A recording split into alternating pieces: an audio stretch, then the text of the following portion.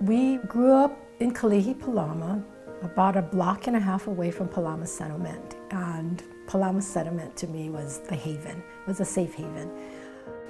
I went to Lickilicky School, Kalakaua Intermediate, and Farrington High School. Both parents worked. Mom worked at night as a waitress in the Royal Hawaiian Hotel and the Hawaiian Region Hotel, and my dad worked days as a carpenter. And so we were home a lot on our own.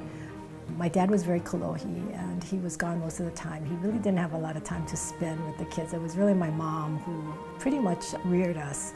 We just had to make do with what we had. No, nobody had hot water.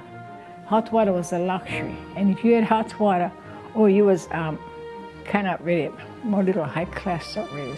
And there was only one television now. These people downstairs had a television, and at 6 o'clock she would call everybody. Come down, and we all by the windows, we all looking. Only 2 stations, I think, had. We knew all of the children that lived around us and their families, and my family knew their family, and it was like a really close-knit community. You know, life was tough, but you strived and you worked hard and you tried to make a better life. It was just things that went on in our life and how we struggled and how I watched the work ethic of my mom, the work ethic of my dad. That's how I got the values, not from them preaching to me or not for them saying, you gotta do this, you gotta do it. In fact, they didn't. I went to college because I had my own desire based on the fact that I wanted a better life. That's what drove me to do it. I learned early on that it really didn't matter what titles you had. It didn't matter if I was homecoming queen or I was Liberty House High Board or song leader, that at the end of the day, what matters is what you accomplish and what you do for people.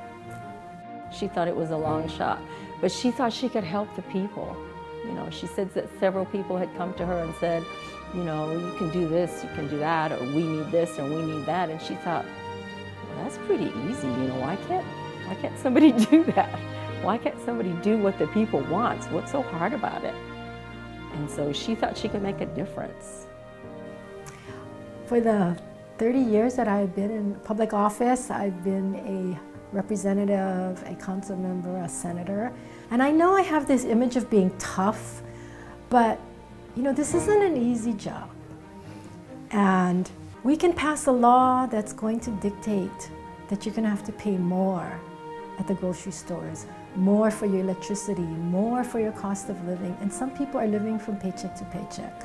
So I take my job very seriously. It's not a game to me. It's not a game of politics. It's not a game of who can get one up on the other. It's not a game to see if I get credit for a bill or passing how many bills I can pass. And if you look at my record, I don't introduce that many bills. At the end of the day, she doesn't answer to anyone but herself and her constituents. So there's not some big spender in the background being like, you need to pass this or you're not getting money next year. Or there's not some big corporation or some union organization that she's gonna be afraid that she's not gonna get their votes if she doesn't pass, you know, something that's effective for them.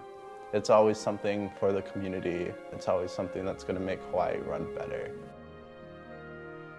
I feel that I have an obligation to the people who voted for me, for the people who put their trust in me to be their voice.